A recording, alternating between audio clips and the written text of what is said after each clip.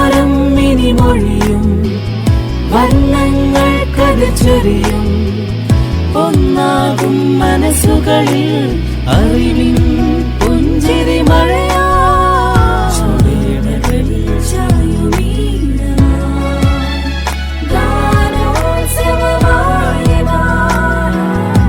Zenwani 90.8 Community FM Radio Panur.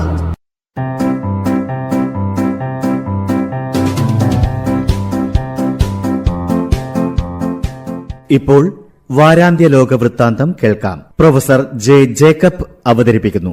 വാരാന്ത്യ ലോക വൃത്താന്തം.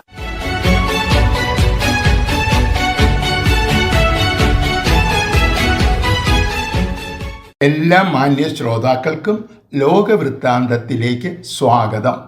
അനധികൃത കുടിയേറ്റക്കാർക്കെതിരെ ദക്ഷിണാഫ്രിക്കയിലെ വിവിധ സംഘടനകൾ നടത്തുന്ന സമരം സർക്കാരിന് വലിയ തലവേദനയായി തുടരുകയാണ്. വിദേശികളുടെ താമസ സ്ഥലങ്ങളിൽ ഇവർ അതിക്രമിച്ചു കിടക്കുകയും അവരെ ഭീഷണിപ്പെടുത്തുകയും ചെയ്യുന്നു. അയൽ രാജ്യങ്ങളിൽ നിന്നുള്ളവരാണ് ഏറ്റവും കൂടുതൽ ഭീഷണി നേരിടുന്നത്. എല്ലാ അനധികൃത കുടിയേറ്റക്കാരും ജൂൺ 30 മുമ്പായി രാജ്യം വിട്ടുപോകണം എന്ന് ഇവർ അന്ത്യശാസനം നൽകിയിരിക്കുകയാണ്. അനധികൃത കുടിയേറ്റക്കാർ രാജ്യം വിട്ടുപോകണമെന്ന് സർക്കാരും ആവശ്യപ്പെട്ടിട്ടുണ്ട്. എന്നാൽ പ്രതിഷേധക്കാരെ പോലെ ഒരവസാന തീയതി പ്രഖ്യാപിച്ചിട്ടില്ല. ഇതിനകം 13,000-ലധികം പേർ നിയമപരമായി തന്നെ സ്വന്തം നാടുകളിലേക്ക് മടങ്ങിപ്പോയിട്ടുണ്ടെന്നും അനധികൃതമായി ഒരാളെപ്പോലും ദക്ഷിണാഫ്രിക്കയിൽ തുടരാൻ അനുവദിക്കില്ലെന്നും ദക്ഷിണാഫ്രിക്കയുടെ പ്രസിഡന്റ് രാമപോസ പല പ്രാവശ്യം വ്യക്തമാക്കിയിട്ടുണ്ട്. ജൂൺ 30 കഴിഞ്ഞാൽ അനധികൃത കുടിയേറ്റക്കാർക്ക് എന്തു സംഭവിക്കുമെന്ന് പറയാൻ കഴിയില്ല എന്നാണ് സമരക്കാരുടെ ഭീഷണി.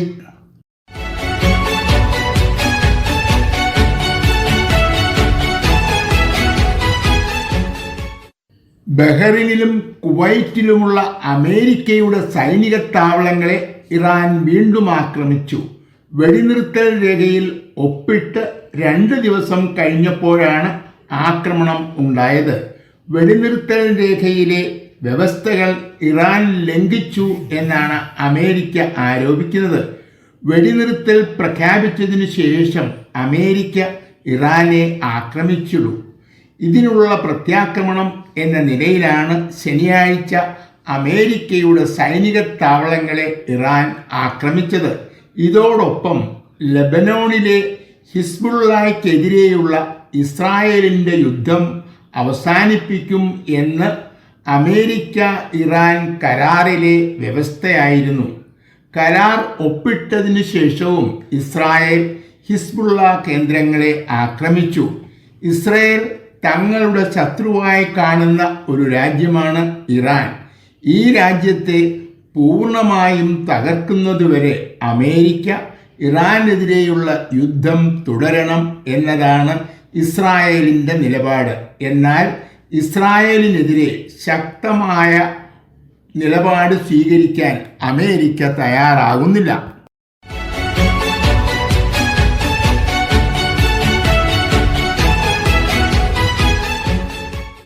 പാകിസ്ഥാൻ അഫ്ഗാനിസ്ഥാനെ ആക്രമിച്ചു.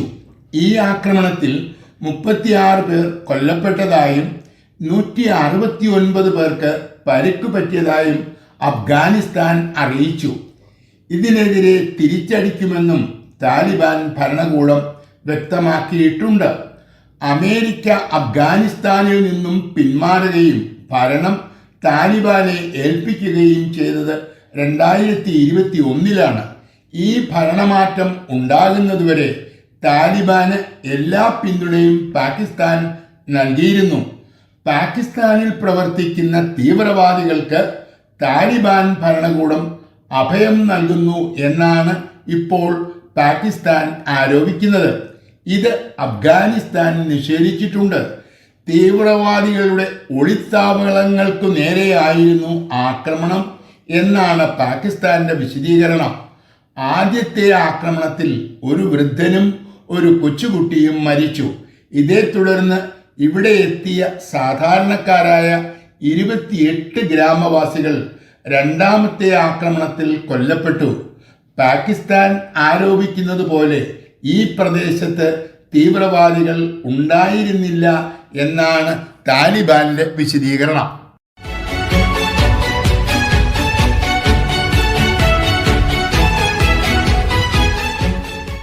വെടിനിർത്തൽ കരാർ ഒപ്പിട്ടതിന് ശേഷവും ഇറാനും അമേരിക്കയും പരസ്പരം ആക്രമിച്ചുവെങ്കിലും ആക്രമണം നിർത്തിവെക്കാനും ചർച്ചകൾ തുടരാനും ഇപ്പോൾ ഇവർ തീരുമാനിച്ചിട്ടുണ്ട്. ദോഹയിൽ ബുധനാഴ്ച നടന്ന ചർച്ചയിൽ ഇരു രാജ്യങ്ങളുടെയും പ്രതിനിധികൾ പങ്കെടുത്തു. നേരിട്ടുള്ള ചർച്ചകൾ നടത്താൻ ഇറാൻ ആവശ്യപ്പെട്ടു എന്ന് അമേരിക്ക അവകാശപ്പെട്ടു. എന്നാൽ ഇറാൻ ഇത് നിഷേധിച്ചു. ഹോർമൂസ് കടലിടുക്കിലൂടെ കപ്പൽ കടത്തിവിടുന്നതിനെക്കുറിച്ചുള്ള തർക്കമാണ് കരാർ ലംഘനത്തിൻ്റെ പ്രധാന കാരണം. ഇറാന് ഈ കടലിടുക്കിനുമേലുള്ള പ്രത്യേക അവകാശം അമേരിക്ക അംഗീകരിക്കുന്നില്ല. എന്നാൽ കടലിടുക്കിലൂടെയുള്ള ഗതാഗതം സുരക്ഷിതമാക്കാമെന്ന് ഇപ്പോൾ ഇരു രാജ്യങ്ങളും സമ്മതിച്ചിട്ടുണ്ട്. തടഞ്ഞുവച്ചിരിക്കുന്ന ഇറാന്റെ സമ്പാദ്യങ്ങൾ മടക്കി നൽകുന്ന കാര്യത്തിലും സമവായത്തിൽ എത്തിയിട്ടില്ല. പ്രസിഡന്റിന്റെ മരുമകൻ ജെറാഡ് കുഷ്ണറും പ്രത്യേക പ്രതിനിധി സ്റ്റീവ് വിറ്റ്കോഫുമാണ് ഇറാൻ പ്രതിനിധികളുമായി സംസാരിക്കുന്നത്. അമേരിക്ക അടിക്കടി നിലപാടുകൾ മാറ്റുന്നതാണ് ചർച്ചകൾ പരാജയപ്പെടുന്നതിൻ്റെ പ്രധാന കാരണം.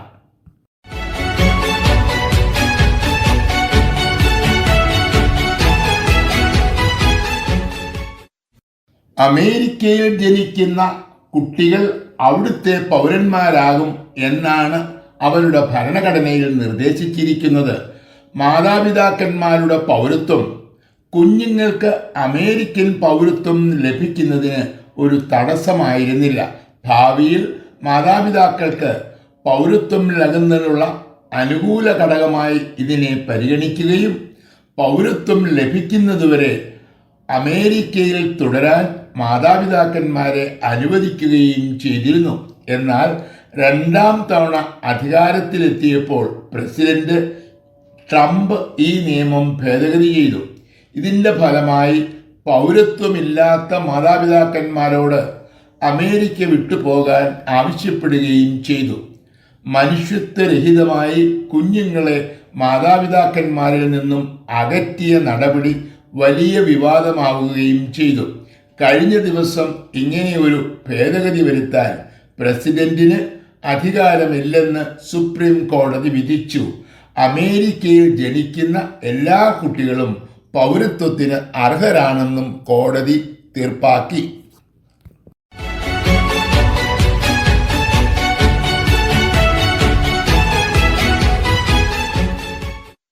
റഷ്യ ഉക്രൈൻ യുദ്ധം 5ാം വർഷത്തിലേക്ക് കടന്നു. ഉക്രൈനിനെ പോലെ ചെറിയ ഒരു രാഷ്ട്രത്തിന് റഷ്യയെപ്പോലെ വലിയ സൈന്യശക്തിയായ ഒരു രാജ്യത്തോട് പിടിച്ചു നിൽക്കാൻ കഴിയില്ല എന്നതായിരുന്നു പൊതുവെയുള്ള നിലപാട്. ഉക്രൈൻ നാറ്റോയിൽ ചേരുന്നത് തടയുക എന്ന ലക്ഷ്യത്തോടെയാണ് റഷ്യ ഈ രാജ്യത്തിനെതിരെ യുദ്ധം പ്രഖ്യാപിച്ചത്. ഉക്രൈൻ നാറ്റോയിൽ അംഗമാകുന്നത് തടയാൻ കഴിഞ്ഞുവെങ്കിലും അതിന് റഷ്യ വലിയ വില നൽകേണ്ടി വന്നു. ഏകദേശം 10 ലക്ഷത്തോളം സൈനികരെങ്കിലും കൊല്ലപ്പെട്ടിട്ടുണ്ട്. സൈനിക ക്ഷാമം മൂലം വിദേശങ്ങളിൽ നിന്നും സൈനികരെ കണ്ടെത്തേണ്ട സ്ഥിതിയിലാണ് റഷ്യ. ലോകത്ത് ഏറ്റവും കൂടുതൽ എണ്ണ ഉൽപ്പാദിപ്പിക്കുന്ന രാജ്യങ്ങളിൽ ഒന്നാണ് റഷ്യ. ഉക്രൈൻ നിരന്തരം നടത്തിയ ആക്രമണത്തിൻ്റെ ഫലമായി ഇപ്പോൾ റഷ്യ കടുത്ത ഊർജ പ്രതിസന്ധിയിലാണ്. ഈ യുദ്ധം അവസാനിപ്പിക്കാൻ സെലൻസ്കിയോട് ആവശ്യപ്പെട്ടിരുന്ന അമേരിക്കൻ പ്രസിഡന്റ് G7 ഉച്ചകോടിയിൽ നിലപാട് മാറ്റി. യുദ്ധവുമായി മുമ്പോട്ടു പോകാനാണ് ട്രംപ് ഇപ്പോൾ ഉപദേശിക്കുന്നത്. ഇത് ഉക്രൈനിലെ വിജയത്തിൻ്റെ സൂചനയാണ്.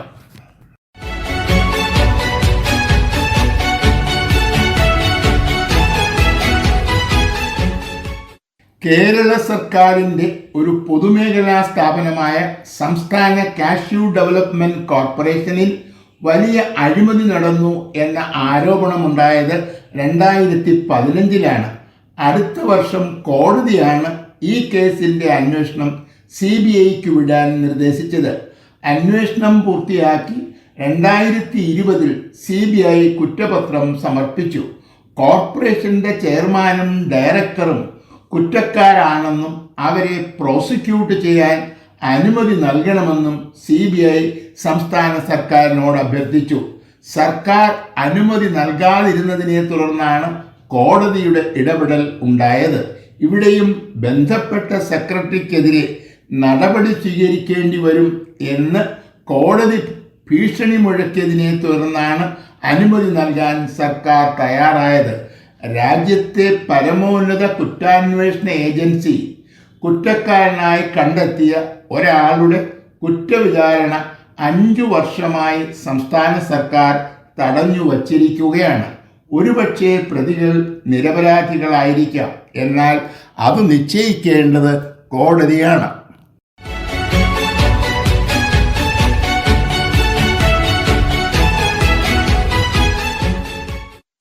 ഛത്തീസ്ഗഡിലെ വിദ്യാഭ്യാസ വകുപ്പിന്റെ ജൂൺ 12 ഉത്തരവ് ഹൈക്കോടതി അസാധുവാക്കി. ഈ അധ്യയന വർഷം മുതൽ ഗായത്രി മന്ത്രം, സരസ്വതി വന്ദനം തുടങ്ങിയവ എല്ലാ സർക്കാർ സ്കൂളുകളിലും നിത്യവും ആലപിക്കണം എന്നതായിരുന്നു വിദ്യാഭ്യാസ വകുപ്പിന്റെ ഉത്തരവ്. ഇതൊക്കെ ഹിന്ദുമതവുമായി ബന്ധപ്പെട്ട കീർത്തനങ്ങളാണെന്നും ഒരു മതത്തിൻ്റെയും കീർത്തനങ്ങളുടെ ആലാപനം പൊതുവിദ്യാഭ്യാസ സ്ഥാപനങ്ങളിൽ അനുവദിക്കാൻ കഴിയില്ലെന്നും കോടതി നിരീക്ഷിച്ചു. പൊതുവിദ്യാഭ്യാസ സ്ഥാപനങ്ങൾ മാത്രമല്ല, അംഗീകൃത സ്വകാര്യ വിദ്യാഭ്യാസ സ്ഥാപനങ്ങളും പിന്തുടരുന്നത് മതേതരത്വ സ്വഭാവമുള്ള ഒരു സിലബസാണ്. എല്ലാ മതങ്ങളോടുമുള്ള ആദരവ് നിലനിർത്താനും ഒരു മതത്തെയും വെറുക്കാതിരിക്കാനുമാണ് നമ്മുടെ വിദ്യാലയങ്ങൾ കുട്ടികളെ പഠിപ്പിക്കുന്നത്. ഇതിൽ നിന്നും മാറി ഏതെങ്കിലും മതത്തിനനുകൂലമായി പാഠ്യപദ്ധതിയിലോ പാഠ്യേതര പ്രവർത്തനങ്ങളിലോ മാറ്റം വരുന്നത് കോടതി ചൂണ്ടിക്കാണിച്ചതുപോലെ തെറ്റായ നടപടിയാണ്. പൊതുവിദ്യാഭ്യാസ സ്ഥാപനങ്ങളെ മതപ്രചരണത്തിനായി ഉപയോഗിക്കുന്നതും ശരിയല്ല.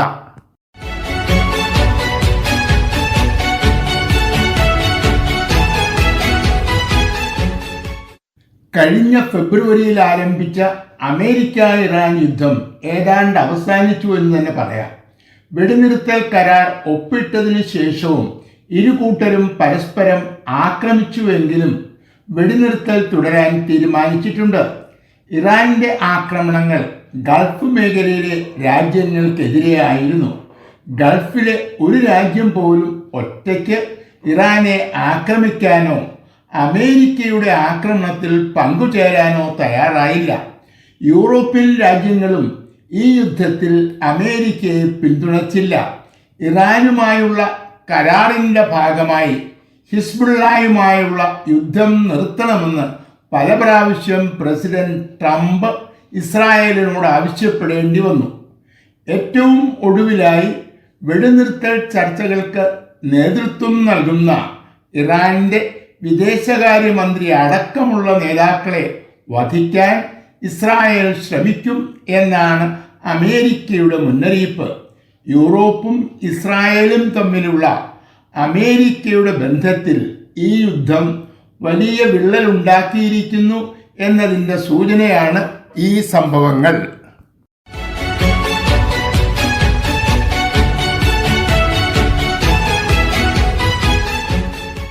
ഇറാനിന്റെ പരമോന്നത നേതാവായിരുന്ന അയത്തുള്ള അലി ഖൊമേനിയും അടുത്ത ബന്ധുക്കളും യുദ്ധം ആരംഭിച്ച ദിവസം തന്നെ കൊല്ലപ്പെട്ടു. എന്നാൽ ഇവരുടെ ശവസംസ്കാര ചടങ്ങുകൾ നടക്കുന്നത് ജൂലൈ 3 മുതൽ 9 വരെയാണ്. 1863 പ്രസംഗത്തിനിടയിൽ ആക്രമിയുടെ വെടിയേറ്റ് എബ്രഹാം ലിങ്കൺ കൊല്ലപ്പെട്ടത് ഒരു ജൂലൈ 3-നാണ്. ഈ ദിവസമാണ് അയത്തുള്ള ഖൊമേനിയുടെയും അടുത്ത ബന്ധുക്കളുടെയും ശവമഞ്ചം വഹിച്ചുകൊണ്ടുള്ള വിലാപയാത്ര ആരംഭിക്കുന്നത്. തൊട്ടടുത്ത ദിവസമായ ജൂലൈ 4-നാണ് അമേരിക്ക സ്വാതന്ത്ര്യദിനം ആഘോഷിക്കുന്നത്. ലോകത്തെങ്ങുമുള്ള ഷിയ മുസ്ലിങ്ങൾ ഇമാം ഹുസൈൻ്റെ രക്തസാക്ഷിത്വം ഓർമ്മിക്കുന്നത് ഈ മാസത്തിലാണ്. പ്രൗഢഗംഭീരമായ ചടങ്ങുകളാണ് അയത്തുള്ള അലി ഖമേനിയുടെ രക്തസാക്ഷിത്വം അനശ്വരമാക്കാനായി ഇറാൻ ഏർപ്പാട് ചെയ്തിരിക്കുന്നത്. അമേരിക്ക പ്രതീക്ഷിച്ചിരുന്നത് പോലെ പരമോന്നത നേതാവിൻ്റെ വധം ഇറാനെ ദുർബലമാക്കിയിട്ടില്ല എന്ന സന്ദേശം നൽകാൻ കൂടിയാണ് ഇത്രയും വിപുലമായ ചടങ്ങുകൾ ഏർപ്പാട് ചെയ്തിരിക്കുന്നത്. വാരാന്ത്യ ലോക വൃത്താന്തം.